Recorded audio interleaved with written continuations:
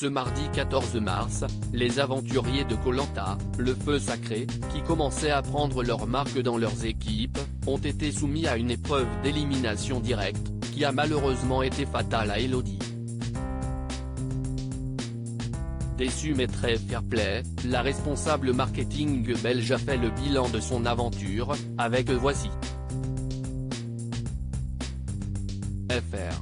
Après avoir tiré la boule noire à 3 reprises, Elodie n'aura finalement pas pu faire ses preuves et montrer ce qu'elle valait à ses coéquipiers rouges dans cette nouvelle saison de Koh Lanta, le feu sacré. Ce mardi 14 mars, la responsable marketing belge a dû tirer sa révérence, après une épreuve à élimination directe sur laquelle elle a tout fait pour sauver sa place, en vain.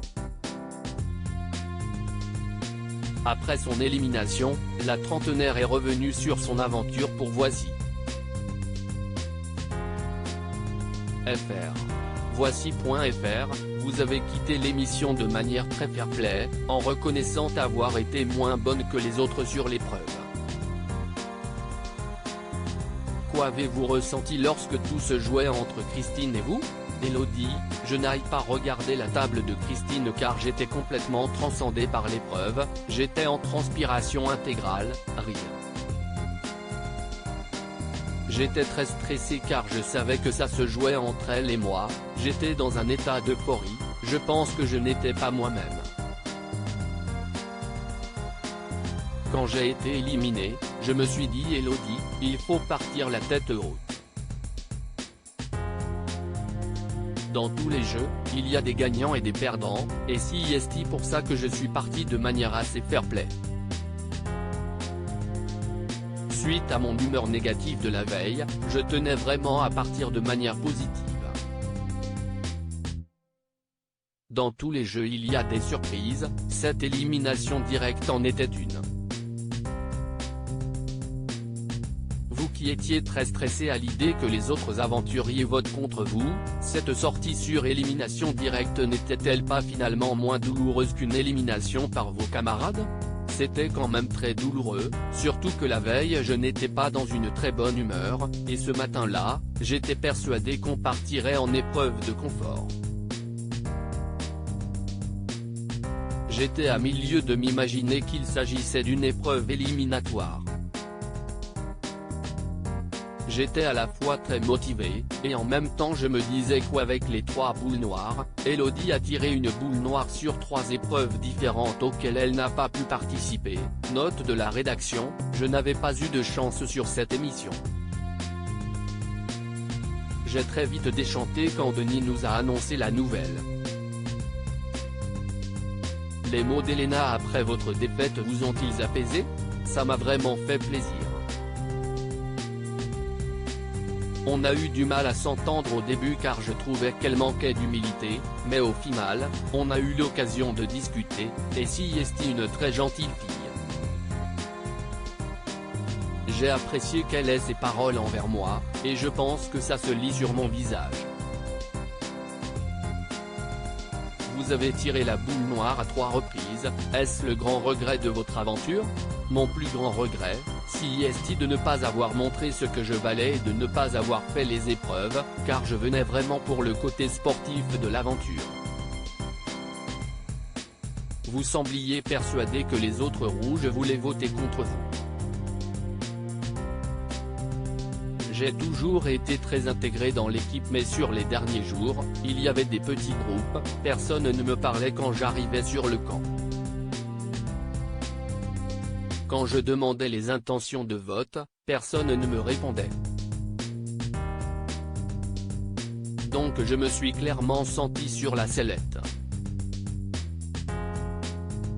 Dès que je partais en forêt, j'entendais les gens parler à nouveau des éliminations. Ça m'a vraiment fait penser qu'il y avait une stratégie pour me mettre dehors. Je suis une personne très émotive, très entière, et j'ai du mal à cacher mes émotions. Koh Lanta est un jeu où il ne faut pas montrer quand on est triste, mais j'ai senti le coup du sort tomber et je suis devenu complètement négative alors que je n'étais pas forcément en danger à la base. Martin avait tendance à parler de mérite. Moi, si j'étais dans une équipe avec quelqu'un qui ne participait pas aux épreuves, je n'aurais pas vu si cette personne était douée, et j'aurais eu tendance à voter contre elle. À cause de mon côté négatif, je me suis mis une épine dans le pied toute seule. Chez les Rouges, qui étaient les leaders de l'équipe, au début, Elena était leader mais elle a vite vu que ce n'était pas le comportement à adopter. On lui a dit qu'elle manquait d'humilité, et elle s'est un peu calmée. Pour moi, c'est une preuve de maturité de sa part. Martin avait tendance à bien s'entendre avec tout le monde, Rudy était assez leader aussi. Esteban, c'était un peu la force tranquille, sans pour autant se positionner en leader. Je ne pensais pas que ne pas participer aux épreuves m'impacterait autant. Quelle difficulté de cette aventure n'aviez-vous pas anticipé? Celle de ne pas participer aux épreuves. Je ne pensais pas que ça m'impacterait autant.